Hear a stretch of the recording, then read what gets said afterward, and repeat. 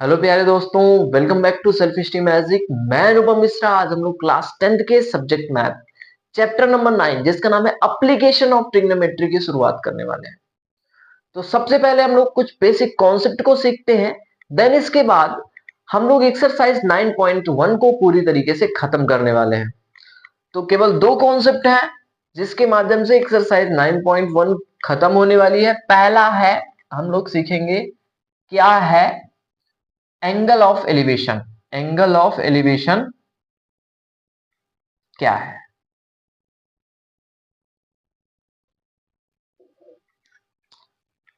एक हम लोग डायग्राम के माध्यम से समझने की कोशिश करते हैं एंगल ऑफ एलिवेशन क्या है। अगर कोई व्यक्ति जमीन पे खड़ा होके एक इमारत को देखे, किसको देखे? एक इमारत को देखे या एक ऊंचे स्थान वाले कोई भी बिल्डिंग है उसके टॉप को देखे, तो ये वाला एंगल और ये जो हॉरिजॉन्टल लाइन है अर्थ, इसके बीच में जो एंगल बनेगा उसी को हम बोलते हैं एंगल ऑफ एलिवेशन। क्या है ये? एंगल ऑफ एलिवेशन हो गया। अब ये वाली लाइन क्या कहलाती है? बात आती है, ये वाली लाइन हमारी लाइन ऑफ साइट कहलाती है। लाइन ऑफ क्या कहलाती है? लाइन ऑफ साइट कहलाती है। लाइन ऑफ साइट क्या होती है? जो व्यक्ति अपनी नजर से सीधे टॉप की ओर देखे, कहा? सीधे टॉप की ओर देखे, तो वो लाइन ही क्या कहलाएगी? लाइन ऑफ साइट कहलाएगी। तो हम ऐसा कह सकते हैं कि लाइन ऑफ साइट और जो ये हॉरिजॉन्टल लाइन है इसके बीच में जो एंगल बनता है वही क्या है? Angle of elevation. ठीक है। दूसरा पॉइंट हम लोग लेते हैं एंगल ऑफ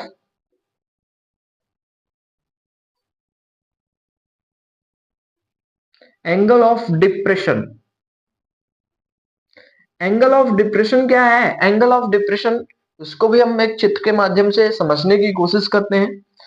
जब कोई व्यक्ति, अब इसमें क्या होता है कि जब कोई व्यक्ति इमारत के टॉप से या बिल्डिंग के टॉप से पृथ्वी पे या नीचे स्थित किसी ऑब्जेक्ट को देखता है, नीचे स्थित किसी भी ऑब्जेक्ट को देखता है, तो इसके रिलेटिव में एक लाइन जाएगी जो हॉरिजॉन्टल लाइन होगी। तो ये हॉरिजॉन्टल लाइन और ये जो लाइन ऑफ साइड है, लाइन ऑफ साइड मैंने क्या बोला कि जो व्यक्ति सीधी रेखा में देखता है, जो सीधी डायरेक्शन में देखता है ऑब्जेक्ट को, तो जो लाइन बनती है उसी को हम बोलते हैं लाइन ऑफ साइट। ठीक है। तो ये लाइन ऑफ साइट का काम कर रही है और इसके रिलेटेड में एक हॉरिजॉन्टल लाइन होगी। तो इस हॉरिजॉन्टल लाइन और लाइन ऑफ साइट के बीच में जो एंगल बनता है इसको हम बोलते हैं angle of depression. Angle of depression क्या कहलाता है? हॉरिजॉन्टल लाइन और लाइन ऑफ साइड के बीच का एंगल। यहां पे हॉरिजॉन्टल लाइन के नीचे, हॉरिजॉन्टल लाइन के बिलो एंगल बनता है और एंगल ऑफ एलिवेशन में हॉरिजॉन्टल लाइन के ऊपर एंगल बनता है ना। अब ये हमारा जो ये लाइन है भाई अर्थ के सहारे खड़ी हुई होगी, अर्थ के सहारे ये बिल्डिंग खड़ी होगी और यहाँ पे ऑब्जेक्ट अर्थ का है। तो यहाँ पे देखिए ये और ये लाइन पैरेलल हो गई, ये और ये लाइन पैरेलल हो गई। और आप क्लास 7th में, क्लास 8th में एक चीज पढ़े होंगे कि ये एक ट्रांसवर्सल का काम करने लगती है और ट्रांसवर्सल का काम करने लगती है तो अल्टरनेटिव इंटीरियर एंगल यहाँ पे आ जाता है। ठीक है। अल्टरनेटिव इंटीरियर एंगल यहाँ पे आ जाता है। अब इसी से रिलेटेड बहुत सारे क्वेश्चन एक्सरसाइज में है, तो वहां पे क्वेश्चन हम लोग सॉल्व करेंगे तो ये कॉन्सेप्ट और अच्छे से समझ में आने वाला कि यहाँ पे थीटा होगा तो ये वाला भी थीटा होगा। मेनली ये एंगल ऑफ डिप्रेशन कहलाएगा। ध्यान दीजिएगा, कोई व्यक्ति जब ऊपर से नीचे की ओर देखता है तो हॉरिजॉन्टल लाइन और लाइन ऑफ साइड के बीच में जो भी एंगल बनता है वो थीटा कहलाता है। देखिए दो चीज बताई है, क्या क्या है? Angle of elevation. Angle of elevation क्या होता है? एंगल ऑफ एलिवेशन में कोई व्यक्ति पृथ्वी से किसी ऊंचे स्थान को, ऊंचे बिल्डिंग को, ऊंचे पहाड़ को देखता है, तो वहां पे जो एंगल बनता है उसी को बोलते हैं एंगल ऑफ एलिवेशन। अब एंगल ऑफ डिप्रेशन का मतलब कोई व्यक्ति ऊंचाई से, कोई व्यक्ति टॉप से धरती के किसी एक बिंदु को देखता है, किसी एक पॉइंट को देखता है, तो वहां पे भी जो एंगल बनता है, वहां पे जो एंगल बनता है वो हमारा एंगल ऑफ डिप्रेशन का कहलाता है, एंगल ऑफ डिप्रेशन कहलाता है। ठीक है, अब इन्हीं से रिलेटेड हम लोग एक्सरसाइज के क्वेश्चन को सॉल्व करेंगे। तो चलिए क्वेश्चन की ओर चलते हैं। देखिए एक्सरसाइज 9.1 का पहला क्वेश्चन है, a circus artist is climbing a 20 metre long rope which is the tightly stretched and tight from the top of vertical pole to the ground. Find the height of pole if the angle made by the rope with ground level is 30 degree. Means एक circus artist है जो 20 metre long एक रोप है उस पर चढ़ रहा है, और जो कि एक वर्टिकल पोल है वहां पे बंधे हुए है टाइटली, है ना। मान लीजिए एक वर्टिकल पोल है और यहाँ से टॉप में ऐसे ही कुछ रस्सी बंधी हुई है ना। ये सरफेस है तो ये तो ऐसे ही होगा। ये जो टाइटली रस्सी बंधी हुई है इसकी लंबाई दी हुई है 20, और यहाँ पे एंगल दिया हुआ है, एंगल इनके बीच में बन रहा है 30 डिग्री, है ना। एंगल इनके बीच में बन रहा है 30 डिग्री। और क्या पूछा है? हाइट क्या है इस पोल की? क्या है? हाइट क्या है इस पोल की? तो हम ऐसा मानते हैं ये ए है हमारा, ये बी है हमारा, ये सी है हमारा। तो इस क्वेश्चन को सॉल्व करने के लिए सबसे पहले मानते हैं let A B is pole. A B क्या है? एक पोल है, and C D is a rope, and C D is rope. C D हमारी क्या है? रोप है। ठीक है, यहाँ पे ए बी का काम कौन कर रहा है?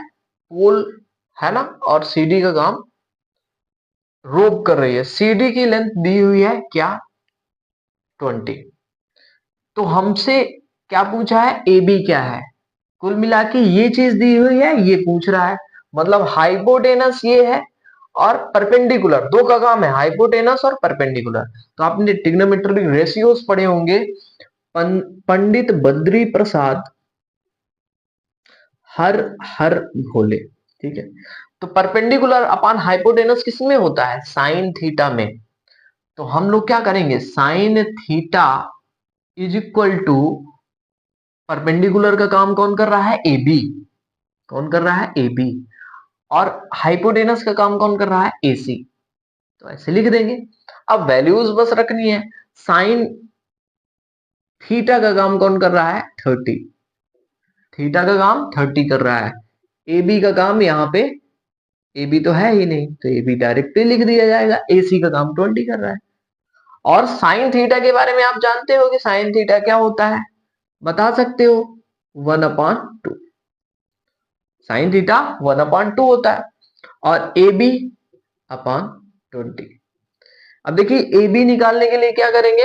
20 का क्रॉस में इंटू कर देंगे, तो A B is equal to 20/2। तो क्या निकल के आया? A B is equal to 10। यही तो हमसे पूछा था कि ए बी हमारा जो पोल है उसकी लेंथ क्या है। तो ए बी जो पोल है उसकी लेंथ है 10 मीटर। 10 मीटर लंबा एक पोल है। सो हम बोल सकते हैं, so length of pole is 10 metre. जो लेंथ है पोल की वो कितनी है? 10 मीटर। ठीक है, बस हमने काम क्या किया, यहाँ पे पूछ क्या रहा है? ए बी, मतलब ये हाइट पूछ रही है पोल की, और ये हाइट परपेंडिकुलर दिया पूछ रहा है, हाइपोटेनस दिया हुआ है। तो दो का काम है, तो दो के काम किस में होता है? परपेंडिकुलर अपॉन हाइपोटेनस किस में होता है? साइन थीटा में। बस sine theta is equal to A B upon A C लिख दिया गया, और थीटा की वैल्यू रख दी गई और A B is equal to हमारा 10 मीटर आ गया। So length of pole is 10 metre. अब देखिए क्वेश्चन नंबर सेकेंड है, क्या दिया है, a tree breaks due to storm and the broken part bends so that the top of tree touches the ground, making an angle of 30 with it. The distance between the foot of the tree to the point where the top touches the ground is a 8 meter. Find the height of the tree. देखिए बस इतना करना है कि यहाँ पे एक दिया था पहले ट्री, स्टॉर्म आने के कारण ये क्या हुआ, यहां से ये टूट गया और यहां जमीन से आके टच होने लगा इस पॉइंट पे। और क्वेश्चन दिया है कि ये जो ट्री का फुट है, ट्री का निचला भाग है, और इस बिंदु, ये जहां पे ट्री टच हो रही है, ट्री का टूटा हुआ भाग टच हो रहा है, उसका डिस्टेंस 8 मीटर है। क्या है, 8 मीटर। और यहाँ पे और ये सरफेस से जो एंगल बन रहा है वो क्या है, थीटा। क्या है, थीटा।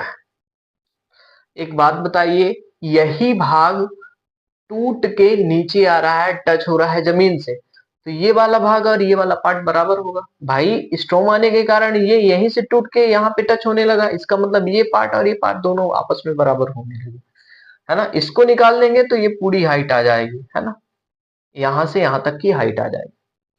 अब इसको नेम डाल देते हैं कि ये क्या है, ये ए मान लेते हैं, ये बी मान लेते हैं, ये सी मान लेते हैं, ये डी मान लेते हैं। ठीक है, इसको लिखते हैं लैंग्वेज के फॉर्म में, let A B is tree which breaks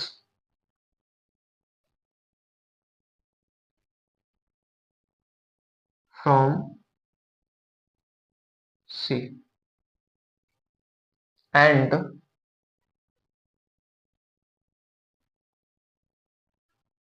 touches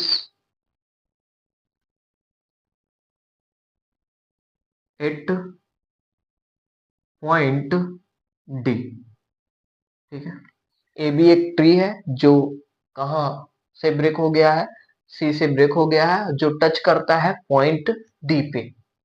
ठीक है, यहाँ पे कुछ पॉइंट्स दिए हुए हैं, थीटा की वैल्यू दी है, theta is equal to 30 degree, and B D दिया हुआ है, B D is equal to 8 metre. ठीक है, इतने सारे पॉइंट्स दिए हुए हैं। यहाँ पे देखिए, पहले हम लोग ये हाइट निकालने का काम करते हैं, बी से सी तक की वैल्यू निकालते हैं, बी सी निकालते हैं। ठीक है, तो ये परपेंडिकुलर का काम करने लगेगा, ये बेस का काम करने लगेगा। तो परपेंडिकुलर बेस किस में होता है, परपेंडिकुलर बेस किस में होता है, टेन थीटा में। तो टेन थीटा क्या होगा, tan theta is equal to, यहाँ पे परपेंडिकुलर बीसी और हाइपोटेनस क्या, बीडी। ठीक है, थीटा की वैल्यू क्या है, थीटा की वैल्यू 30 है, तो टेन 30, और बीसी दिया ही नहीं, तो बीसी यहाँ पे डायरेक्टली निकालना है हमको। बीडी की वैल्यू 8 है, टेन थीटा की वैल्यू 1/√3 होती है, और बीसी अपॉन, बीसी निकालेंगे तो क्रॉस में इंटू हो जाएगा, क्या होगा, ये ऊपर चला जाएगा तो 1 इंटू 8, 8/√3। ठीक है, तो बीसी की वैल्यू 8/√3 हो गई, मतलब यहां से यहां तक की हाइट 8/√3 हो गई। अब हमको चाहिए क्या, हमको चाहिए सी डी, हमको चाहिए सी डी। ठीक है, ये ब्रोकन पार्ट चाहिए, सी डी चाहिए। तो सी डी चाहिए, तो एक चीज बताइए, यहाँ पे आप लिख दीजिए, क्योंकि AC और AC और CD आपस में बराबर है, ये ध्यान दीजिएगा, AC और CD आपस में बराबर है, ये दोनों पार्ट आपस में बराबर है, तो हम ये निकाल देंगे तो ये निकल आएगा। अब इसको निकालने के लिए हम क्या करते हैं, CD अपॉन BD ले लीजिए या CD अपॉन BC ले लीजिए, कुछ भी ले लेंगे तो आपका ये ब्रोकन पार्ट निकल के आ जाएगा। जब CD लेंगे और C D upon B C लेंगे, मतलब हाइपोटेनस अपॉन परपेंडिकुलर लेंगे या परपेंडिकुलर अपॉन हाइपोटेनस लेंगे तो यहाँ पे साइन थीटा होगा। लेकिन अगर आप नीचे वाला लेते हैं बेस अपॉन हाइपोटेनस तो क्या होगा, कॉस थीटा होगा। तो हम कॉस थीटा से लेके चल रहे हैं, आप साइन थीटा से लेके चलिएगा। तो कॉस थीटा मतलब कॉस 30 इज इक्वल टू क्या, ये base upon B D upon क्या, हाइपोटेनस सी डी। ठीक है, कॉस 30 की वैल्यू, √3/2, √3/2 होता है। और बीडी दिया है 8, बीडी क्या दिया है, 8 दिया है ना। और सीडी निकालना है तो सीडी डायरेक्टली निकाल सकते हैं। यहाँ पे देखिए क्या हो गया, ये हमारा क्रॉस में इंटू का, सीडी की वैल्यू इस तरीके से निकल के आ गई, 2 इंटू 8 मतलब 2 8 जा 16। डायरेक्टली लिखने की कोशिश कीजिए, 2 इंटू 16, 2 इंटू 8 16, और √3 नीचे आ गया तो 16/√3। ठीक है, अब देखिए यहाँ पे ये सी डी हमारा ए सी का काम करने लगा, तो इट मीन्स क्या हो गया, ए सी भी, A C is equal to C D is equal to 16/√3, ये नहीं हो जाएगा, ए सी सी डी के बराबर है, इसलिए A C is equal to C D 16/3। अब हमको निकालना क्या है, हमको निकालना है इस पेड़ की हाइट, मतलब ए बी निकालनी है। ए बी निकालेंगे तो क्या हो जाएगा, ए बी निकालेंगे तो हो जाएगा A B is equal to A C plus B C, A C plus B C एक ही बात है। ए बी क्या होगा, ए सी और बी सी उससे मिलके बना है। अब देखिए AC की वैल्यू क्या निकल के आई है, AC की वैल्यू निकल के आई है, यहाँ पे थी AC इज इक्वल टू 16√3, और BC की वैल्यू 8/√3 प्लस 8/√3, ये निकल के आई। अब आप इसको सॉल्व करना जानते ही होंगे क्योंकि ये दोनों सेम है, तो LCM इसका क्या निकल के आएगा, √3 निकल के आएगा, 16 + 8 कर दीजिए तो कितना निकल के आएगा, 8 6 14 मतलब 24/√3।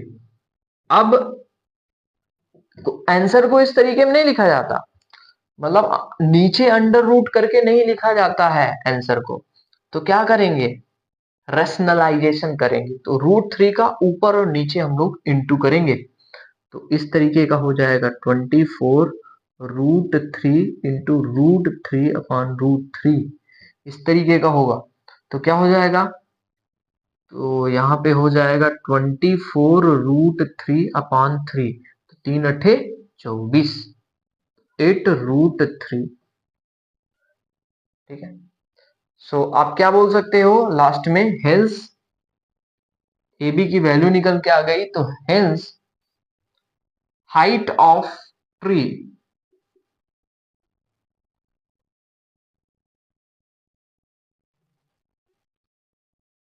इज 8√3 मीटर, यही आपका आंसर निकल गया। ट्री की हाइट क्या हुई, 8√3। देखिए कितनी आसानी से हमने लगाया, बस एक बार और देख लीजिए, एक ट्री था, स्ट्रॉम के कारण यहां से टूट गया तो यहाँ पे आके टच होने लगा इस पॉइंट डी पे। ठीक है, बस वही लिखा गया है, A B is a tree which breaks from C and touches at point D, D point पे टच हो रहा है। थीटा क्या है, 30 है, बी डी 8 मीटर है। टेन थीटा की वैल्यू क्या होती है, टेन थीटा ट्रिग्नोमेट्रिक रेशियो में क्या होता है, tan theta perpendicular upon base होता है ना, तो BC अपॉन BD हो जाएगा। वैल्यू रखा तो यहाँ पे निकल के आया क्या, BC 8/√3। अब चूंकि आप सभी जानते हो कि AC और CD दोनों बराबर है, तो AC is equal to CD, और यहाँ पे जब आप CD लोगे और CD लोगे BD के साथ तो कॉस थीटा लगेगा। अगर CD के साथ BC लोगे तो साइन थीटा लगेगा। तो मैं क्या ले रहा हूँ, BD ले रहा हूँ। तो cos theta is equal to BD upon CD। क्या हो गया, √3/2। कॉस थीटा 30 की वैल्यू √3/2 हो गई। बस CD की वैल्यू निकाले तो 16/√3 निकल के आई। अब यहाँ पे आप देख रहे हैं AC is equal to CD हो गया, तो 16√3 हो गया। सॉल्व किया तो 8√3 निकल के आया। मतलब हाइट ऑफ ट्री क्या हो गई, 8√3 मीटर। चलते हैं नेक्स्ट क्वेश्चन की ओर। देखिए क्वेश्चन नंबर 3 है, a contractor plans to install 2 slides for the children to play in the park. For the children below the age of 5 years, she preferred to have the slide whose top is at a height of 1.5 meter and is inclined at angle of 13 degree to the ground. Whereas for the elder children, she want to have the step slide at a height of 3 meter and inclined at angle of 16 to the ground. What should be the length of the slide in each case? देखिए एक contractor है जो park में बच्चों के खेलने के लिए स्लाइड बना रहा है, इंस्टॉल कर रहा है, और कंडीशन दी हुई है कि 5 ईयर से कम बच्चों के लिए वो स्लाइड कैसे बना रहा है, उसकी स्लाइड के टॉप से ग्राउंड तक की जो हाइट है 1.5 मीटर है, और जो स्लाइडर है वो जमीन के साथ 30 डिग्री का एंगल बना रहा है। कितने डिग्री का, 30 डिग्री का एंगल बना रहा है। ये किसके लिए है, for below the age of 5 year. ठीक है, 5 वर्ष से कम बच्चों के लिए। और इल्डर चिल्ड्रन के लिए भी दिया है, above the age of 5 year के लिए भी दिया है कि वो अब क्या कर रहा है, ये टॉप की हाइट को बढ़ा रहा है, मतलब 3 मीटर कर दिया, और जो स्लाइडर है वो अब कर दिया, एंगल बन रहा है, अब एंगल बन रहा है 60 का। एंगल कितने का बन रहा है, 60 डिग्री का एंगल बन रहा है। तो इन दोनों कंडीशन में आपको बताना है कि इन स्लाइडर की हाइट कितनी है, इस स्लाइडर की लेंथ कितनी है। ठीक है, ये था for above the age of 5 year. ठीक है, ये दो कंडीशन दी हुई है। अब यही इसी के अकॉर्डिंग हम इस क्वेश्चन को करने की कोशिश करते हैं। इसको मान लेते हैं A, इसको मान लेते हैं B, और इसको मान लेते हैं C, इसको मान लेते हैं P, इसको मान लेते हैं Q, और इसको मान लेते हैं R। दो कंडीशन दी हुई है। तो सबसे पहले हम for below of the age of 5 year के लिए हम लोग निकालते हैं। तो late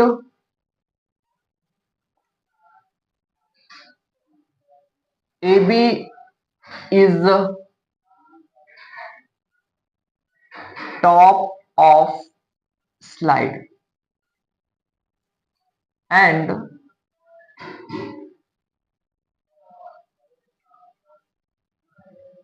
AC is slide. AC क्या है, स्लाइड है। ठीक है, AC यहाँ पे स्लाइड है। इसमें भी आप ऐसा कर दीजिए, इसको भी A मान लीजिए, इसको B मान लीजिए, इसको C मान लीजिए, इसमें भी ऐसा कर लीजिए जिससे दोबारा आपको लिखने की जरूरत न पड़े। तो AB क्या है, दोनों में AB हमारी क्या है, टॉप ऑफ स्लाइड है, और AC हमारा क्या है, AC स्लाइड है ना, AC हमारा स्लाइड है और AB टॉप ऑफ स्लाइड है। ठीक है, उसकी लेंथ है। जो पहले इसके लिए देखते हैं, फॉर बिलो ऑफ, यहां पे लिख दीजिएगा for below of the is 5 year. 5 वर्ष से कम आयु के जो बच्चे हैं उसके लिए क्या है, एंगल थीटा दिया हुआ है, मतलब एंगल थीटा 30 दिया हुआ है, और ए बी दिया हुआ है, ए बी दिया है 1.5 मीटर। ठीक है, 1.5 मीटर ये दिया हुआ है। अब हमको निकालना क्या है, इसमें एसी निकालना है, स्लाइडर का जो लेंथ है वो निकालना है। तो इसका काम है और इसका काम है, मतलब परपेंडिकुलर और हाइपोटेनस का काम है। तो परपेंडिकुलर अपन हाइपोटेनस इसमें आता है ट्रिग्नोमेट्री के रेशियो में, साइन थीटा में आता है। तो sine theta is equal to perpendicular A B hypotenuse AC. तो साइन थीटा की वैल्यू दी ही है 30, और ए बी क्या होता है, ए बी हमारा दिया है 1.5 मीटर, एसी निकालना है। साइन 30 की वैल्यू 1/2 होती है, 1/2, और यहां पे 1.5 अपान एसी, ये हो गया। अब एसी निकालने के लिए क्रॉस में इंटू करेंगे तो क्या निकल के आएगा, 1 का एसी के साथ इंटू करेंगे तो एसी ही आएगा, और 2 इंटू 1.5 के साथ इंटू करेंगे तो क्या निकल के आएगा, एसी की वैल्यू 3.0 या 3 बोल सकते हैं। तो एसी की वैल्यू 3 निकल के आई।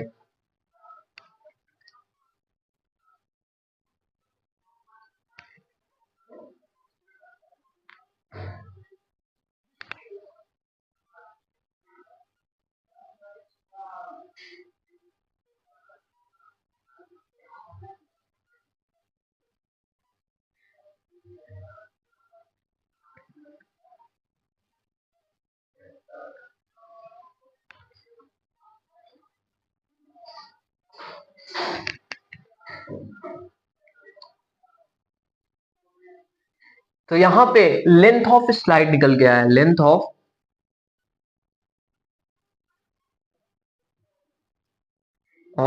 Length of slide is 3 metre. यहां पे below the age of 5 year के लिए स्लाइड की लेंथ क्या निकल के आई, 3 मीटर निकल के आई। अब सेकेंड वाला पार्ट हम लोग देखते हैं। सेकेंड वाले पार्ट में क्या है, above the age of 5 year, यहां पे लिख दीजिए above the age of 5 year, ऐसा लिख दीजिए। तो 5 ईयर से अधिक बच्चों के लिए क्या करना पड़ेगा, यही निकालना है, इसमें भी एसी भी निकालना है इसमें भी, और ए भी दिया हुआ है। तो वही साइन थीटा करना पड़ेगा, और थीटा उटा की वैल्यू लिख दो, थीटा इज इक्वल टू क्या है 60 डिग्री, और ए बी दिया है, ए बी की वैल्यू लिख दो यहाँ पे 3 मीटर, ठीक है। वही काम करना पड़ेगा, साइन थीटा निकालना पड़ेगा perpendicular upon hypotenuse. Sine theta is equal to perpendicular upon hypotenuse, A B upon A C निकल के आया। अब वैल्यूज रख देते हैं, sine theta is equal to, sine theta के स्थान पे 60 रख देते हैं, और ए बी के स्थान पे हम लोग 3 रख देते हैं। एसी तो दिया ही नहीं, तो एसी निकालना है। अब साइन 60 की वैल्यू पिछले चैप्टर में आप लोगों ने याद किया होगा, √3/2, √3/2, और यहाँ पे 3 एसी, ये निकल के आया। अब एसी की वैल्यू निकालने के लिए क्या करोगे, एसी की वैल्यू निकालने के लिए क्रॉस में इंटू करोगे, तो √3 AC, और इसमें करोगे तो 6, है ना। यहां पे देखिए AC इज इक्वल टू 6/√3, है ना। तो लेंथ तो निकल आई, स्लाइडर की लेंथ निकल आई, लेकिन क्या हुआ कि यहाँ पे जो वैल्यूज होगी वो रूट में नहीं होगी, इसको रेशनलाइज करेंगे देन इसके बाद अपना आंसर लाएंगे। तो क्या होगा, डायरेक्टली कर दीजिए, √3 ऊपर नीचे इंटू कर दिया, तो क्या हुआ यहाँ पे 6√3/3, √3 का 3 के साथ इंटू करोगे तो 3 निकल के आएगा, 3 2 जा 6 कटेगा, तो AC की वैल्यू क्या निकल के आई यहाँ पे 2√3। तो स्लाइडर की लेंथ क्या हो गई, लेंथ ऑफ स्लाइड क्या हो गया, लेंथ ऑफ स्लाइड हो गया, length of slide is 2√3 metre.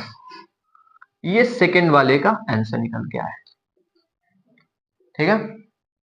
First वाले का स्लाइडर की लेंथ 3 मीटर, और सेकंड वाले स्लाइडर की लेंथ कितनी 2√3 मीटर थी, ठीक है। ये समझ में आ गया होगा, दो कंडीशन दी थी, दोनों कंडीशन में हम लोगों ने स्लाइडर की लेंथ निकाली है, ठीक है। चलते हैं नेक्स्ट क्वेश्चन की ओर। अब देखिए क्वेश्चन नंबर 4 है, the angle of elevation of the top of tower from a point on ground which is a 30 metre away from foot of tower is a 30 degree, find the height of the tower. देखिए ये हमारा tower है, इस question में दिया है कि ये टावर है जो ग्राउंड के साथ 30 डिग्री का एंगल बना रहा है, एंगल ऑफ एलिवेशन इसका 30 डिग्री है, और फुट ऑफ टावर से इस पॉइंट का जो डिस्टेंस है वो 30 मीटर है। ठीक है, अगर इसको ए मान लें, इसको बी मान लें, इसको सी मान लें, तो आप यहाँ पे देख रहे होंगे ए बी तो निकालना है, हाइट ऑफ टावर निकालना है, तो ए बी हमारा क्या हो गया, ए बी हमारा टावर हो गया। सो लेट करते हैं, let A B is tower, A B क्या है, टावर है, and C is 30 metre away from foot of tower. जो पॉइंट सी है टावर के फुट से 30 मीटर दूर है। तो जो चीजें दी है उसको लिख देते हैं बस। थीटा की वैल्यू यहाँ पे 30 डिग्री दी है, एंड बी सी दिया है, या सी बी 30 मीटर दिया है। ठीक है, और आप सभी जानते हो यहाँ पे ए बी सी, यहाँ पे हमको क्या निकालना है, ए बी निकालना है, और बी सी दिया है, तो इन दोनों का बस काम होगा, इसका तो कोई काम ही नहीं। तो बस परपेंडिकुलर अपॉन बेस किसमें होता है, परपेंडिकुलर अपॉन बेस किसमें होता है, टेन थीटा में होता है। तो tan theta is equal to A B perpendicular का काम कर रहा है, एंड बी सी बेस का काम कर रहा है। तो टेन थर्टी, क्या, टेन थर्टी, और ए बी की वैल्यू नहीं दी है, यही तो निकालना है, और बी सी की वैल्यू 30 दी हुई।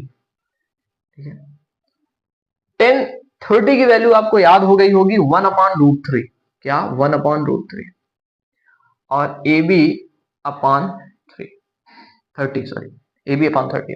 तो ए बी निकालने के लिए क्या करेंगे, क्रॉस में इंटू करेंगे, क्रॉस में इंटू करेंगे तो √3 ए बी ये आ गया, और यहाँ पे देखिए 30, ये √3 नीचे जाएगा तो A B is equal to 30/√3, है ना, ये हो जाएगा।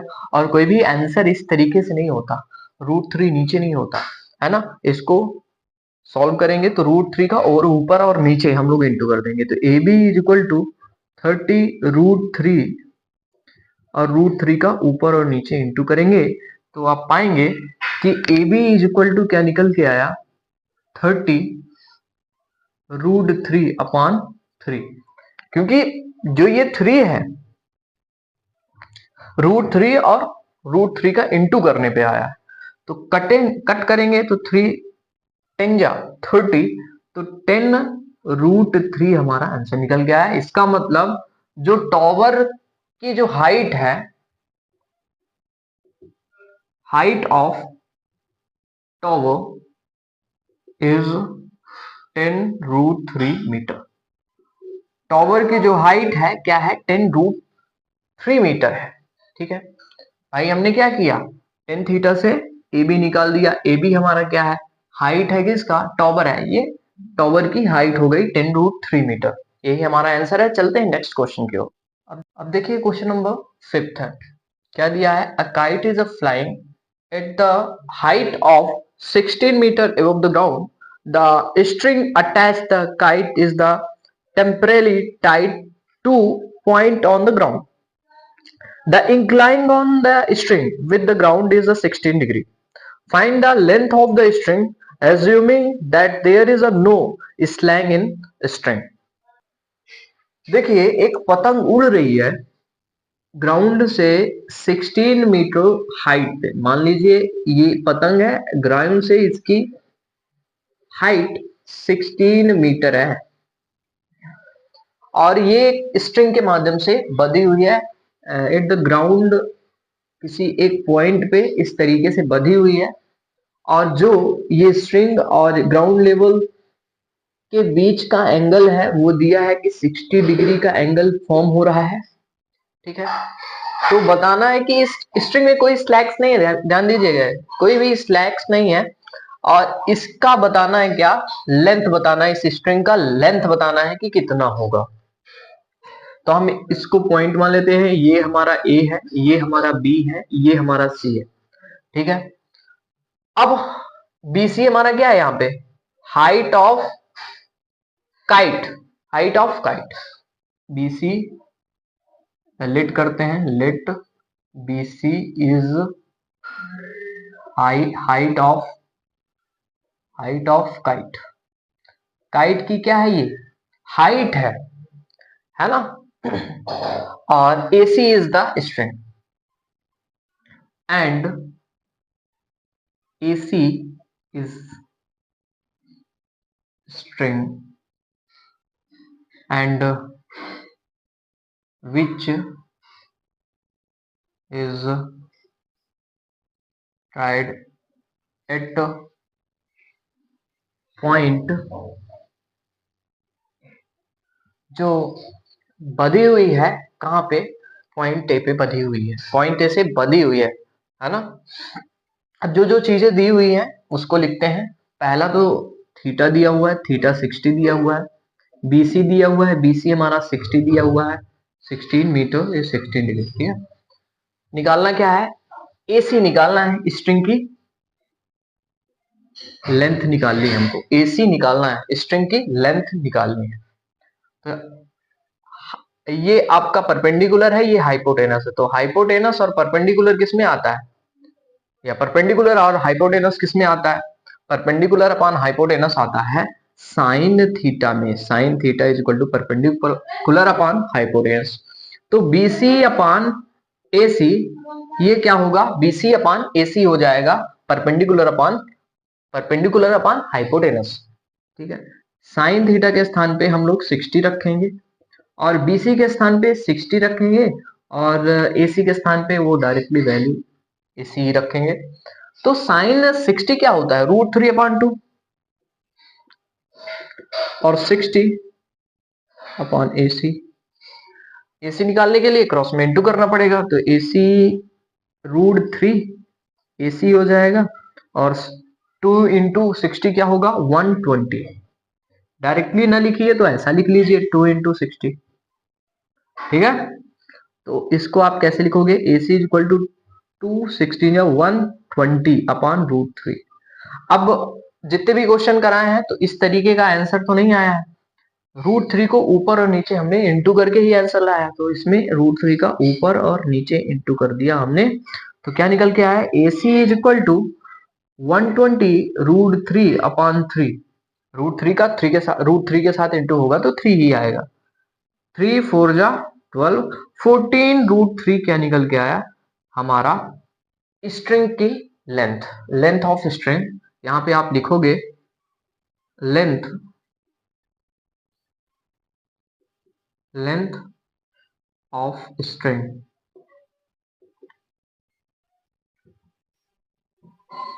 इज 14 √3, यही हमारा। ठीक है, बहुत सिंपल सा क्वेश्चन था। चलते हैं नेक्स्ट क्वेश्चन की ओर। देखिए क्वेश्चन नंबर 6 है, क्या है question, 1.5 metre tall boy is standing at some distance from a 30-meter tall building. The angle of elevation from his eyes to the top of the building increased from 30 to 60 degree. As he walked toward the building, find the distance he walked toward the building. देखिए एक building दी हुई है, 30 metre toll है, 30 metre इसकी height है इस building की, और यहां पे एक आदमी खड़ा हुआ है, इधर साइड एक आदमी खड़ा हुआ है, है ना, इस तरीके से एक आदमी खड़ा हुआ है और बिल्डिंग की तरफ ये देख रहा है ना। ये खड़ा कहाँ है, इन सरफेस अर्थ में खड़ा हुआ है और ये देख रहा है किधर, बिल्डिंग के टॉप में देख रहा है। कहां देख रहा है, बिल्डिंग के टॉप को देख रहा है। तो आई से भी के रिलेटिव में भी ये लाइन आएगी और यहाँ पे इसका एंगल बनेगा 30। ठीक है, अब ये आदमी क्या करता है, ये आदमी इस बिल्डिंग की ओर आगे आता है, तो यहां पे इस पॉइंट पे आएगा तो इसका एंगल ऑफ एलिवेशन बनेगा 60, यहां पे 30 और यहां पे 60। ठीक है, पॉइंट डाल देते हैं, ये ए मान लेते हैं, ये बी मान लेते हैं, ये सी मान लेते हैं, ये डी मान लेते हैं, ये ई मान लेते हैं, ये एफ मान लेते हैं। ठीक है, इस तरीके का कुछ है और यहां से यहां तक की डिस्टेंस 30 दी हुई है, टोटल ये डिस्टेंस 30 दी हुई है और ये आदमी की, ये लड़के की लंबाई 1.5 मीटर ये भी है। क्या है, 1.5 मीटर।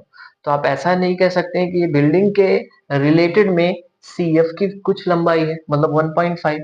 तो अगर हम टोटल में 1.5 माइनस कर दे तो एडी की लंबाई नहीं आ जाएगी, क्योंकि सी एफ डी बी के बराबर होगा। भाई इतना तो इसकी डिस्टेंस हो जाएगी। ठीक है, तो हम ऐसा नहीं लिख सकते हैं कि जो सी एफ है, जो सी एफ है वो बराबर है किसके, डीबी के, और इन दोनों की लेंथ है 1.5 मीटर। ठीक है, अब एक बात ध्यान जरूर दीजिएगा कि जब कोई व्यक्ति मीनार को या बिल्डिंग को दूर से देखता है तो वो उसका जो सर है टॉप को देखने के लिए कम झुकाना पड़ता है, कम ऊपर की ओर देखना पड़ता है। लेकिन अगर वो बिल्डिंग के पास आए, क्या करे, बिल्डिंग के पास आए और बिल्डिंग के टॉप को देखे तो वो ज्यादा सर को ऊपर उठाएगा, है ना। तो ज्यादा सर को ऊपर उठाएगा इसका मतलब एंगल भी ज्यादा बनेगा, है ना, और दूर रहेगा तो एंगल भी कम होगा। इसीलिए यहाँ पे 30 किया गया है, क्योंकि ये दूर है, दूर से बिल्डिंग के टॉप को देख रहा है और जब नजदीक आएगा तो एंगल बढ़ जाएगा और उसको ज्यादा सर को ऊपर करके देखना पड़ेगा, तब बिल्डिंग का टॉप दिखेगा। ठीक है, अब हम क्या करते हैं कि एडी निकाल सकते हैं यहां से। एडी कैसे निकलेगा, ध्यान दीजिएगा, एडी निकलेगा जब आप एबी में क्या माइनस करेंगे, डीबी माइनस करेंगे, एबी में क्या माइनस करेंगे, डीबी माइनस करेंगे, तब एडी निकल के आएगा। मतलब 30 में 1.5 का माइनस कर देंगे तो क्या निकल के आएगा, 28.5 मीटर निकल के आएगा एडी की वैल्यू। ठीक है, एडी की वैल्यू 28.5 निकल के आ गई। अब हम ये ट्रायंगल देखते हैं, निकालना हमको, ध्यान दीजिएगा, जो ट्रेवल किया होगा रास्ता सीई, मतलब जो ये आदमी रास्ता ट्रेवल किया होगा टूवर्ड द बिल्डिंग, जितना रास्ता ये बिल्डिंग की तरफ तय किया है वो निकालना है, मतलब सीई हमको निकालना है ना, क्या निकालना है, सी निकालना है। अब देखिए सी निकालने के लिए क्या करते हैं, सबसे पहले हम ट्रायंगल लेते हैं A E D. In triangle A E D, ये ट्रायंगल लेते हैं। तो इस ट्रायंगल में आप पाएंगे कि थीटा 60 दिया है और ठीक है, हाइट भी आप निकाल लिए हैं, एडी की वैल्यू 28.5। तो निकालना क्या है, ईडी निकालना है, यहाँ पे ये बेस निकालना है और परपेंडिकुलर दिया ही है, तो परपेंडिकुलर अपन बेस किस में होता है, टेन थीटा में होता है। तो tan theta is equal to AD upon ED, ये निकल के आया। अब टेन थीटा मतलब थीटा की वैल्यू दी है 60, तो थीटा की वैल्यू हमने रखी और एडी की वैल्यू यहाँ पे हमने निकाली है 28.5। ठीक है, 28.5 निकाली है और ईडी को निकालना है। और आप सभी जानते हो कि 1060 की वैल्यू क्या होती है, √3, क्या होती है, √3, 28.5 ईडी। जब ईडी उधर जाएगा तो √3 नीचे आ जाएगा, तो ईडी की वैल्यू निकल के आ जाएगी, ED is equal to 28.5 upon √3। ठीक है, ईडी की वैल्यू 28.5 √3 निकल के आ गई, ईडी की वैल्यू निकल के आ गई। अब हम ट्रायंगल लेते हैं ए सी डी, क्या लेते हैं, A C D. In triangle A C D, ये ट्रायंगल हम लेते हैं। ट्रायंगल ये इसमें एंगल कितना बन रहा है 30 और परपेंडिकुलर दिया है 28.5 और बेस CD है, बेस CD है। तो टेन थीटा जब लगाएंगे तो क्या होगा, tan theta is equal to AD upon CD, AD upon CD। ठीक है, AD की वैल्यू भी निकाल लिए हैं हमने अभी, उसमें ये निकाली है ना AD की वैल्यू, AD की वैल्यू भी हमने निकाली है। क्या निकाली है AD की वैल्यू, और टेन थीटा की वैल्यू क्या है, थीटा की वैल्यू 30 है। टेन 30 की वैल्यू टेन 30 हो गया है यहाँ पे, मतलब क्योंकि थीटा की वैल्यू 30 है। AD क्या है, AD है 28.5। ठीक है, CD निकालना है। ठीक है, टेन 30 मतलब क्या होता है 1/√3, 1/√3 टेन थीटा की वैल्यू 30 की वैल्यू होती है, तो 28.5 अपॉन CD ये हो गया। क्रॉस में इंटू करेंगे तो CD की वैल्यू निकल के आएगी 28.5√3, ये निकल के आएगी। क्रॉस में इंटू किए तो 28.5√3 निकल के आएगी। हमको निकालना क्या था, C निकालना था, जो ट्रेवल करता है रास्ता, है ना, किसकी ओर, इस बिल्डिंग की ओर। C इतना ट्रेवल करता है तो C निकालना है। तो ED निकल के आ गया और CD निकल के आ गया, है ना, दोनों चीज निकल के आ गई। तो हम C आसानी से नहीं निकाल सकते हैं। C कैसे निकलेगा, C कैसे निकलेगा, जब CD में क्या करें, CD में क्या माइनस कर दें, CE माइनस ED माइनस कर दें। C निकालने के लिए CD में ED माइनस कर दें तो क्या निकलेगा, C।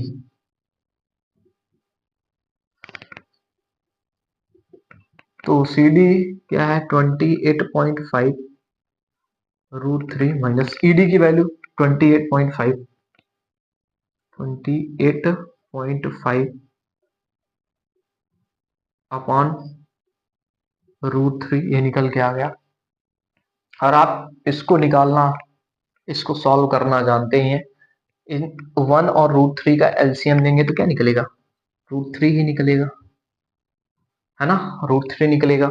और आप जानते हैं, क्या जानते हैं कि 1 है इसमें और √3 नहीं है, तो √3 का इंटू करेंगे हम लोग। क्या करेंगे, 28.5√3 इंटू √3, √3 था भाई, 28.5√3 अपॉन 1 है ये, तो 1 है √3 नहीं है, इसलिए √3 का इंटू कर रहे हैं और यहाँ पे 28.5। ठीक है, तो आगे जब सॉल्व करते हैं हम लोग पाते हैं क्या कि √3 के साथ इंटू करते हैं तो क्या निकल के आता है, 3 निकल के आता है। तो 28.5 √3 का √3 के साथ इंटू करोगे तो 3 ही आएगा, है ना। तो 3 आ गया और यहाँ पे 28.5 अपान में क्या, √3 है ही। अब 28.5 में इंटू करोगे 3 का तो 85.5 आएगा। क्या आएगा, 85.5 माइनस 28.5 √3। 85.5 में 28.5 माइनस करोगे क्या निकल के आया, 5, 5 में 5 जाएंगे तो 0 निकल के आया। और 15, 8 7 15, तो 15 में 8 जाएंगे तो 7, और यहाँ पे 7 में 2 जाएंगे तो 5, 57.0 √3। और आप सभी जानते हो कि इस तरीके, अभी हमने लगभग 5 क्वेश्चन या 6 क्वेश्चन जो भी सॉल्व किए हैं, तो उसमें हमने इस तरीके का आंसर नहीं लाया। नीचे √3 नहीं रहता था, √2 नहीं रहता था। हम लोग क्या करते थे, हम लोग करते थे 57 है, हम लोग √3 का ऊपर और नीचे इंटू करते थे, √3 का ऊपर और नीचे इंटू करते थे, देन अपना आंसर निकालते थे। तो क्या हो गया 57 √3 अपॉन 3, √3 और √3 का इंटू करोगे 3 ही आएगा। तो क्या निकल के आया, 3 2 जा 6, 3 1 जा 3, 3 9 जा 27 √3। तो इसका आंसर क्या निकल के आया, जो हमारी सीई की वैल्यू थी वो क्या निकल के आई, सी की वैल्यू 19√3 निकल के आई। इट मींस जो ये रास्ता तय करता है किसकी ओर, इस बिल्डिंग की ओर, सी, वो हमारा 19√3 है। देखिए क्वेश्चन नंबर 7 है, क्या बोल रहा है, from a point on the ground the angle of elevation of the bottom and the top of the transmission tower fix at a top at a 20-meter high building are 45 and 60 respectively. Find the height of transmission tower. देखिए एक building है, ठीक है, एक building है जिसका यहां से एंगल ऑफ एलिवेशन 45 है और इस बिल्डिंग के ऊपर एक ट्रांसमिशन टावर लगा हुआ है। क्या लगा है, इस बिल्डिंग के ऊपर ट्रांसमिशन टावर है और इसका यहां से एंगल ऑफ एलिवेशन क्या है, 60 है। क्या है, एंगल ऑफ एलिवेशन 60 है, ठीक है।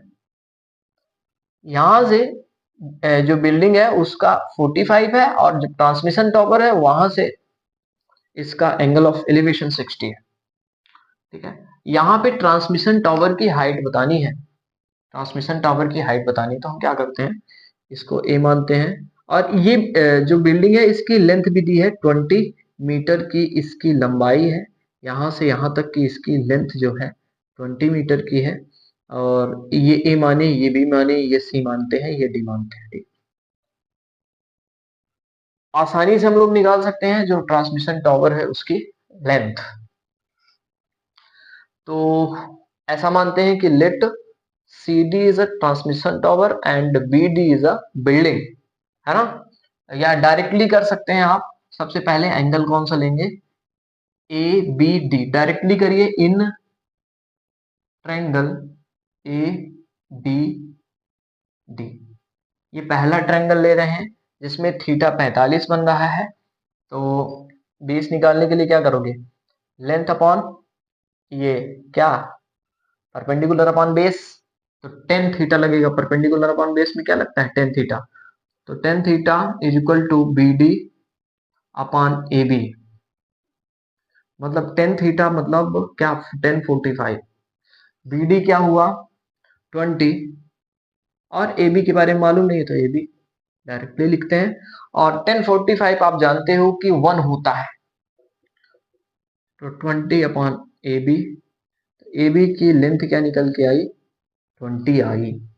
ये जो ए बी है हमारा इसकी लेंथ कितनी है, ए बी की लेंथ हमारी है 20, ठीक है। अब आप यहाँ पे दूसरा देख रहे होंगे ट्रायंगल बन रहा है सी ए बी या सी बी ए, कुछ भी रख दो, इन ट्रायंगल सी बी ए, एक ट्रायंगल ये बन रहा है जिसमें थीटा एंगल जो है 60 है।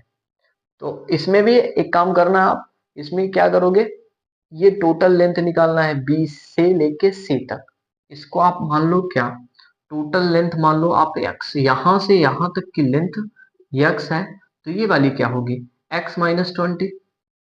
भाई एक बात बताओ, ये यहां से लेके यहां तक अगर हम माने, यहां से लेके b से लेके c तक की लेंथ क्या है, x है, तो ये वाली लेंथ क्या हो जाएगी, सी डी एक्स माइनस 20, क्योंकि ये वाली दी हुई है। अब बस हमको क्या करना है, टेन थीटा निकालना है, तो आप आसानी से निकाल सकते हो, tan theta is equal to B C minus क्या, A B, B C upon A B, sorry, तो टेन क्या, टेन 60, तो बी सी की वैल्यू क्या निकल के आई, बी सी की वैल्यू एक्स निकल के आई, बी सी की वैल्यू एक्स निकल के आई, है ना, और ए बी की वैल्यू 20। तो आप 1060 की वैल्यू जानते हो कि √3 होती है और x की वैल्यू यहाँ पे निकल के आई x अपॉन √3, x की वैल्यू निकल के आई 20√3, x की वैल्यू, ये पूरी वैल्यू क्या निकल के आई, x, तो x की वैल्यू 20√3 मीटर आ गई, पूरी डिस्टेंस b से लेके c तक की डिस्टेंस क्या आ गई, 20√3 आ गई। तो आप आसानी से इस ट्रांसमिशन टावर की लेंथ निकाल सकते हो। क्योंकि एक्स हमको मिल गया। तो यहाँ पे लिखो height of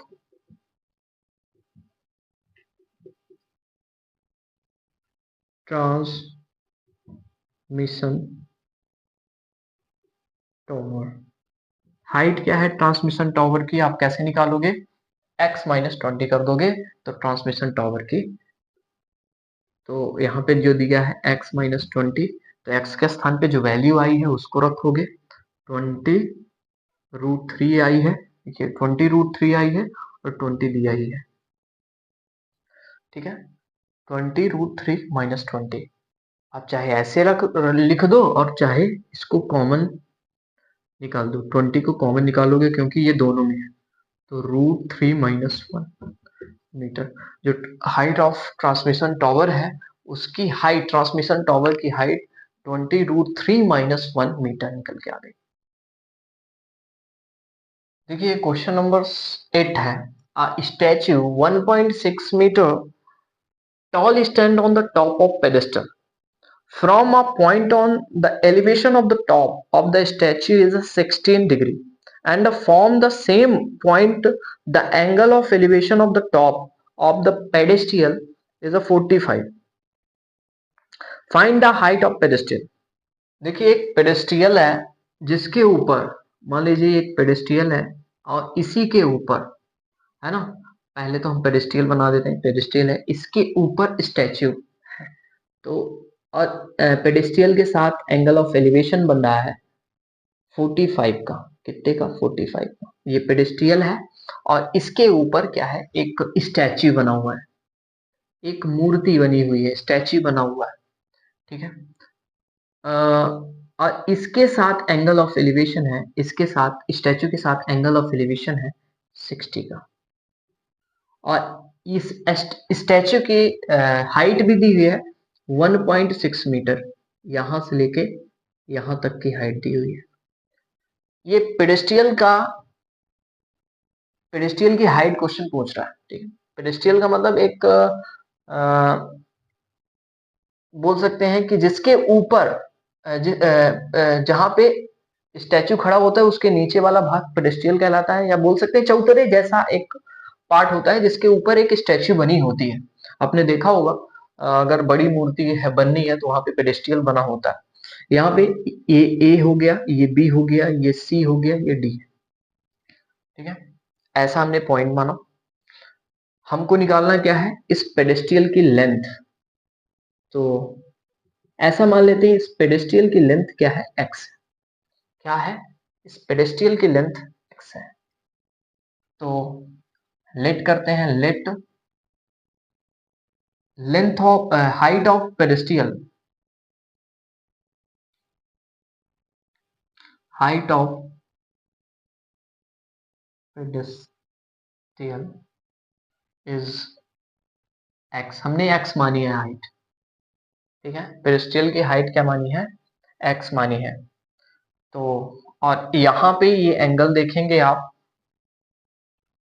in triangle A B सी में देखेंगे आप कि 45 का एंगल बन रहा है। तो टेन थीटा लेते हैं हम लोग, टेन थीटा, क्योंकि बेस भी चाहिए हमको। तो ये परपेंडिकुलर का काम कर रहा है C B upon A B. तो 10 क्या हो गया, 1045 हो गया। क्या हो गया, 1045। सी बी की वैल्यू क्या दी है, एक्स, और ए बी की नहीं दी हुई है, ठीक है, ए बी की नहीं दी हुई है। अब 1045 का मतलब 1 होता है, 1045 1 एक्स अपॉन ए बी। तो ए बी की वैल्यू यहाँ पे एक्स के बराबर नहीं आ गई, ए बी की वैल्यू एक्स के बराबर आ गई, मतलब ये ए बी भी एक्स है, ठीक है। अब हम लोग क्या करेंगे, इसको भी लेते हैं, डी ए बी, एक ट्रायंगल ये बन रहा है। तो यहाँ पे ये टोटल हाइट क्या हो जाएगी, ध्यान दीजिएगा, ये टोटल हाइट हो जाएगी x प्लस 1.6 मीटर, ये हो जाएगी। तो इन ट्रायंगल, अब दोबारा से हम देखते हैं, in triangle A B D, ये ट्रायंगल लेते हैं और टेन थीटा रखते हैं। Tan theta is equal to, अब परपेंडिकुलर का काम कौन कर रहा है, बी डी, और बेस का ए बी। टेन 60 हो जाएगा क्योंकि यहाँ पे एंगल 60 बन रहा है। बी डी की वैल्यू क्या है, बी डी की वैल्यू यहां से यहां तक की value x plus 1.6, x plus 1.6 metre, upon A B की वैल्यू हमने अभी निकाली है x, फ्रॉम इक्वेशन फर्स्ट आप रख सकते हैं, इक्वेशन फर्स्ट से x ए बी की वैल्यू निकल के आई है x, और 1060 की वैल्यू क्या होती है, √3 होती है, क्या होती है, √3, तो x प्लस 1.6 अपान x, तो ये क्या हो गया, क्रॉस में इंटू करोगे तो क्या होगा, √3x और x प्लस 1.6, ठीक है, ये समझ में आ गया होगा आपको। अब हम लोग यहां से x इधर करते हैं तो क्या निकल के आता है, √3 x minus x is equal to 1.6, इस तरीके का निकल के आता है। अब x हम लोग कॉमन ले लेते हैं, √3 माइनस 1 x और 1.6, ठीक है, ये जो ये वाला पार्ट है ये नीचे चला जाएगा, क्या होगा, x की वैल्यू 1.6 अपॉन √3 माइनस 1। अब देखिए यक्स जो हमारा है, यक्स हमारा बीसी है ना, और बीसी क्या है, पेडेस्टियल की हाइट है, तो अब 1.6 √3 माइनस 1, आप कोई भी आंसर इस तरीके का कहीं नहीं पाएंगे, हाइट एंड डिस्टेंस जो भी ये चैप्टर चल रहा है इसमें आप √3 नीचे नहीं पाएंगे। आप इसको रेशनलाइज कर दीजिए, रेशनलाइज करने पे क्या होगा, रेशनलाइज करने पे 1.6 अपॉन जो नीचे रहता है उसका हम लोग साइन चेंज करके ऊपर और नीचे इनटू कर देते हैं, तो क्या हो जाएगा, पेडेस्ट्रियल की लेंथ क्या हो जाएगी, देख लीजिए, √3 प्लस 1 ये, और ये क्या हो गया, आप एक फार्मूला पढ़े होंगे a plus B A minus B, तो यहाँ पे क्या होगा, इस तरीके का फार्मूला आपने पढ़ा होगा, A square minus B square is equal to A plus B और A minus B, A minus B A plus B दिया हुआ है इसलिए A square minus B square, मतलब √3 का स्क्वायर दिया है और 1 का स्क्वायर है, इसका मतलब यहाँ पे √3 का स्क्वायर मतलब 3 ही, और 1 का स्क्वायर तो 1 ही, तो 3 में 1 जाएंगे तो क्या निकल के आएगा, 2 निकल के आएगा। इसको आप ऐसे नहीं लिख सकते हो, 1.6 √3 प्लस 1 अपान √3 में √3 का स्क्वायर 3 ही और 1 का स्क्वायर 1 ही, दोनों का माइनस करेंगे तो 2 निकल के आएगा, कटेगा तो यहाँ पे क्या हो जाएगा, 2 8 जा 0.8, 0.8 और √3 प्लस 1, ठीक है, यही पेडेस्ट्रियल की लेंथ हो जाएगी, यही हमारा मीटर, यही हमारा आंसर है, यही पेडेस्ट्रियल की हाइट हो जाएगी। आप लिख सकते हैं लास्ट में, यहाँ पे पॉइंट है ध्यान दीजिएगा, 0.8 √3 प्लस 1 लिख सकते हैं, hence height of pedestal is a 0.8 √3 plus 1 metre. चलिए क्वेश्चन नंबर 9 देखते हैं, the angle of elevation of the top of the building from the foot of the tower is 30 degree and the angle of the top of the tower from the foot of the building is 60 degree. If the tower is a 50 meter high, find the height of building. Building की height बतानी है। देखिए एक building यहाँ पे दी हुई है और यहीं पे जो 50 मीटर की बिल्डिंग, और यहीं पे एक टावर है जिसकी लेंथ नहीं पता है, निकालना है हमको, और यहाँ पे दिया है कि ये जो बिल्डिंग है इसके बॉटम से खड़े होके इसको देखें, मतलब यहाँ पे जो एंगल ऑफ एलिवेशन बन रहा है, एंगल ऑफ एलिवेशन बन रहा है 30 डिग्री का बन रहा है, ठीक है, और फिर ये जो टॉवर है इसके बॉटम से इसको देख रहे हैं तो एंगल ऑफ एलिवेशन कितने का बन रहा है, एंगल ऑफ एलिवेशन 60 का बन रहा है, 60 डिग्री का एंगल ऑफ एलिवेशन बन रहा है।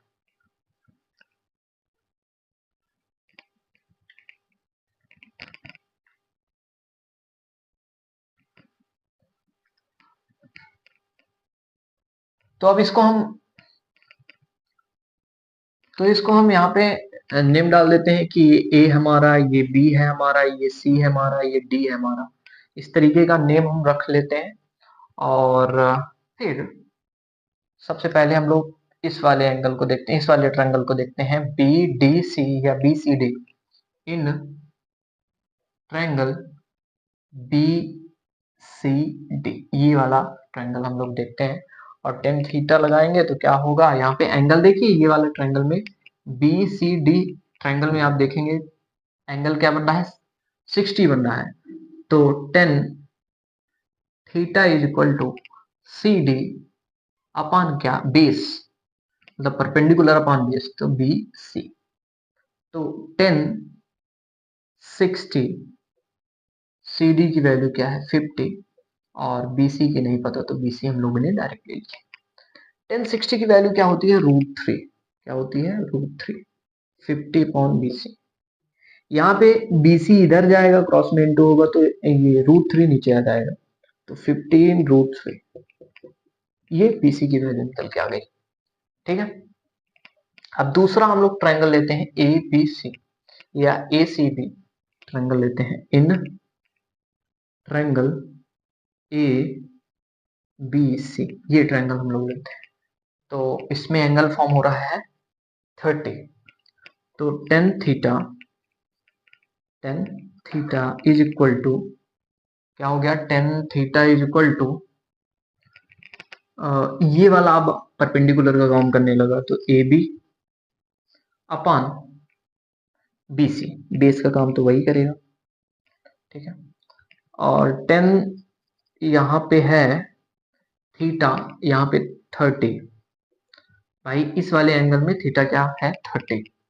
ए बी की वैल्यू नहीं दी है, निकालनी है। और बी सी की वैल्यू यहाँ पे हमने इस इक्वेशन को इक्वेशन मान लीजिए, और यहाँ पे बी सी की वैल्यू आप पुट कर सकते हैं 15 अपॉन √3।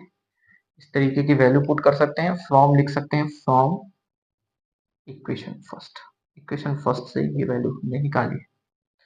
अब √3 की वैल्यू क्या होती है, √3 की 1030 की वैल्यू क्या होती है, 1 अपॉन √3। ठीक है, 1030 की वैल्यू 1 अपॉन √3, और इसको क्रॉस में इंटू करेंगे तो ये क्या हो जाएगा, क्रॉस में इंटू करने पे क्या हो जाता है, क्रॉस में इंटू करने पे देखिए ये हो जाएगा 15√3। क्या हो जाएगा ये, क्रॉस में इंटू करने पे 15√3। या ऐसे भी कर सकते हैं आप, डायरेक्टली ना करिए तो इस तरीके का कर सकते हैं। अभी A B is equal to 15/√3 इस तरीके का लिख सकते हैं, और आगे सॉल्व करने पे आप समझ जाएंगे मैंने डायरेक्टली क्यों लिखा था।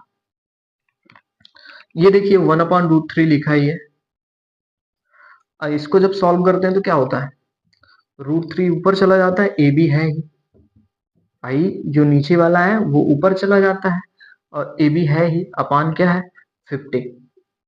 अब क्रॉस में इंटू करो, समझ में आ जाएगा, क्रॉस में इंटू करोगे तो क्या आएगा, A B is equal to 1/√3 है ही, यहीं पे रहेगा ए बी, और ये क्रॉस में इंटू करोगे तो ये 50 यहाँ पे चला जाएगा और √3 नीचे आ जाएगा, एकदम उल्टा हो जाएगा। यहाँ पे √3/50 लिखा है, तो यहाँ पे इंटू करोगे तो 50/√3 हो जाएगा।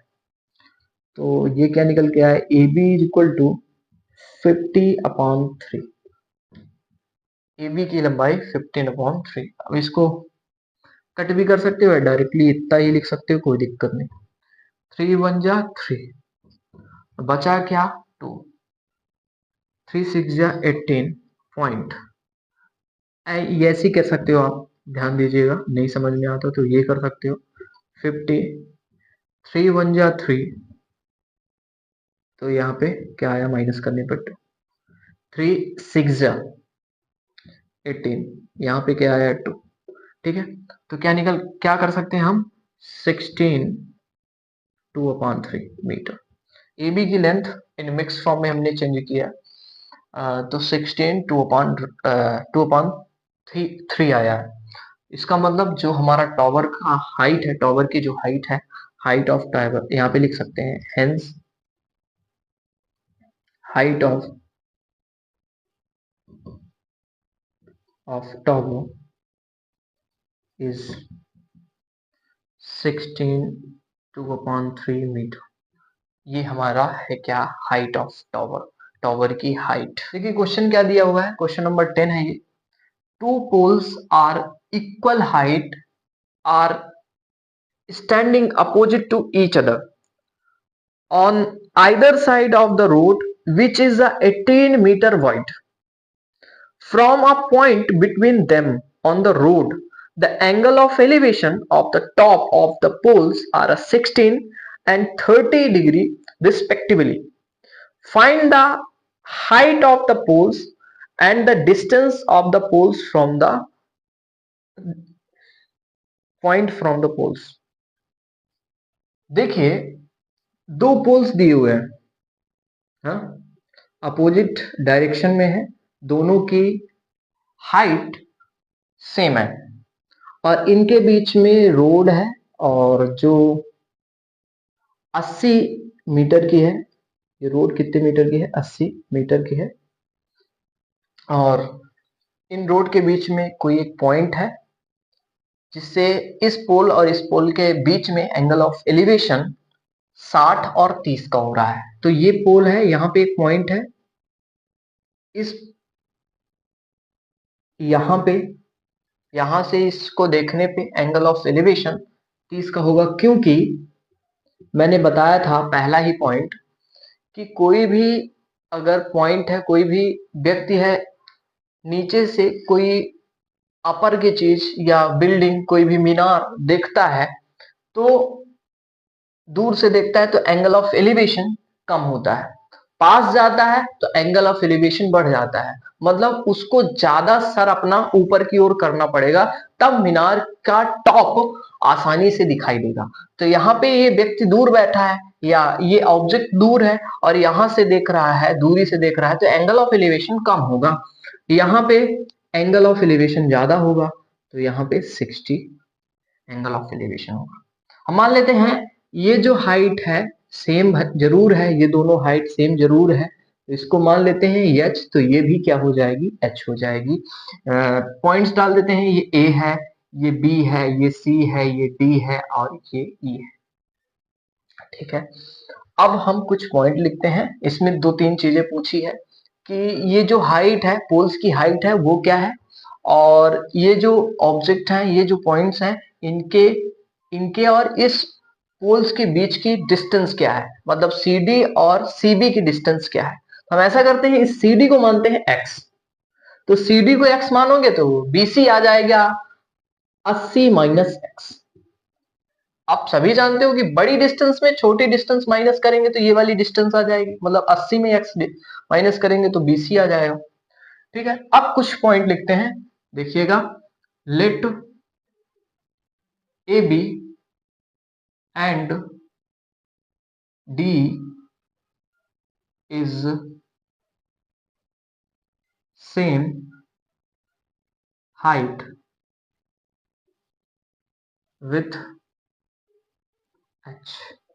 कैपिटल H मैंने लिया है, तो इनका इनका हाइट कितना है, कैपिटल H है, और हमने CD को क्या माना है, CD को लिट किया है X, CD को लिट किया है X।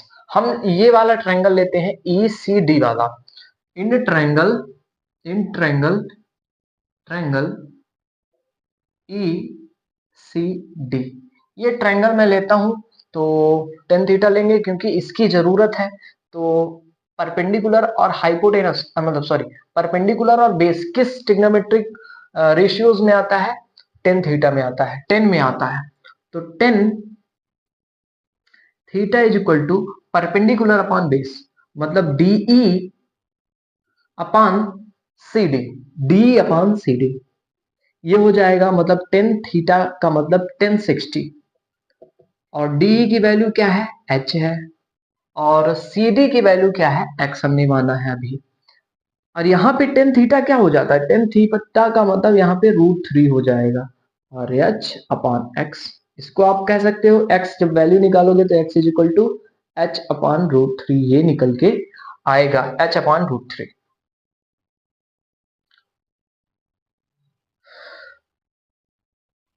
अब दूसरा हम ट्रायंगल लेते हैं A B C. In triangle A B और सी दूसरा ट्रायंगल लेते हैं। तो इसमें हाइट का काम ये कर रहा है, मतलब परपेंडिकुलर का काम ये कर रहा है और बेस का काम ये कर रहा है। तो tan theta is equal to perpendicular क्या है, A B upon B C. ठीक है, तो टेन थीटा का काम यहाँ पे इस वाले एंगल में 30 कर रहा है। तो 30 is equal to A B की वैल्यू एच हमने मानी है और बी सी तो दिया बी सी 80 माइनस एक्स है। 80 माइनस एक्स हमने माना है, 80 माइनस एक्स ये टोटल में ये छोटी वाली डिस्टेंस माइनस करती तो बी सी की निकल आई। ठीक है, 10 30 की value 1 upon root three, 1 upon root three ये निकल के आया। तो h अपॉन आप 80 माइनस एक्स लिख सकते हो।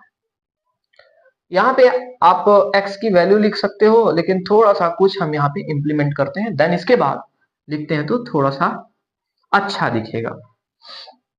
यहाँ पे क्रॉस में इंटू करोगे तो क्या आएगा, 80 माइनस एक्स, 80 माइनस एक्स और ये रूट थ्री इधर चला जाएगा तो ये h रूट थ्री। इसको आप इक्वेशन फर्स्ट डालिए, इसको इक्वेशन फर्स्ट डालेंगे और x की वैल्यू यहाँ पे रखेंगे। तो 80 माइनस x की value h upon root three ये निकल के आई और h रूट थ्री ये हो गया। किससे, फ्रॉम इक्वेशन फर्स्ट से, from equation first. Equation first से क्या हो गया, h upon root three X की जगह पे हमने रखा। अब आप सभी जानते हैं कि h के पास जाएगा तो ये जब ट्रांसपोज होगा तो यहाँ पे प्लस आ जाएगा, उधर जाएगा तो प्लस आ जाएगा। 80 is equal to h root three plus h upon root three ये हो जाएगा। ठीक है, यहाँ पे जब आप एलसीएम लेते हो, h root three upon one है और h रूट थ्री है, तो एलसीएम लोगे तो रूट थ्री आएगा।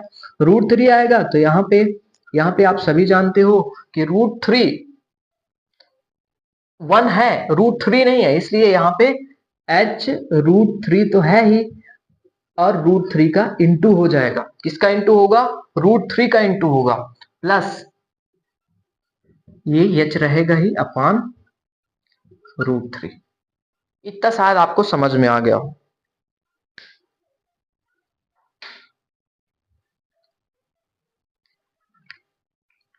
अब रूट थ्री और रूट थ्री का इंटू करोगे तो क्या आएगा, थ्री आएगा और इसको क्रॉस में इंटू कर दोगे तो क्या हो जाएगा, 80 रूट थ्री ये हो जाएगा। और यहाँ पे क्या निकल के आया, एच थ्री, एच थ्री आएगा, थ्री एच जिसको बोलते हैं और प्लस एच, मतलब कुल मिला के 4h इस तरीके का, 4h is equal to 80 root three. ये उधर मैंने लिखा, ये directly 4h, three plus four क्या, थ्री प्लस वन क्या आया, 4h आया और ये क्रॉस में इंटू कर दिया तो 80 रूट थ्री हो जाएगा। और ये जब कटेगा कटेगा तो आप पाओगे h की value, h is equal to क्या, 80 upon 80 root three upon four. तो कटेगा तो h की वैल्यू 20 रूट थ्री निकल के आएगी। तो ये जो h निकल के आया 20 रूट थ्री निकल के आया है ना, ये जो हाइट हुई, ये पोल्स की जो हाइट है तो क्या निकल के आई, 20 रूट थ्री। अब यहां से इक्वेशन फर्स्ट में h की वैल्यू रखोगे, put the value of h, put the value of h in equation first. Equation first में h की वैल्यू रखोगे तो x की निकल आएगी, मतलब ये डिस्टेंस भी निकल आएगी, ये वाली CD निकल आएगा, पॉइंट से इस पोल के बीच की डिस्टेंस निकल आएगी। ठीक है, तो रखो x is equal to h में रखोगे तो 20 रूट थ्री अपान क्या निकल के आया, रूट थ्री। ये रूट थ्री से रूट थ्री कटेगा, h की x की वैल्यू 20 निकल के आई। ठीक है, इतना समझ में आ गया होगा। और ये जो BC निकालेंगे तो यहाँ पे BC या CB निकालेंगे तो कैसे रखेंगे, x की वैल्यू बस रख देंगे तो BC निकल आएगा। तो BC निकालने के लिए x की वैल्यू रखना पड़ेगा, तो BC is equal to 80 minus X. ठीक है, तो यहाँ पे जब x के स्थान पे रखोगे 20 तो क्या निकल के आएगा, x की वैल्यू 60 निकल के आएगी। BC क्या निकल के आएगा, 7 निकल के आएगा। तो हेंस करके आप लिख सकते हो हाइट ऑफ पोल, क्या कर सकते हो हेंस हाइट ऑफ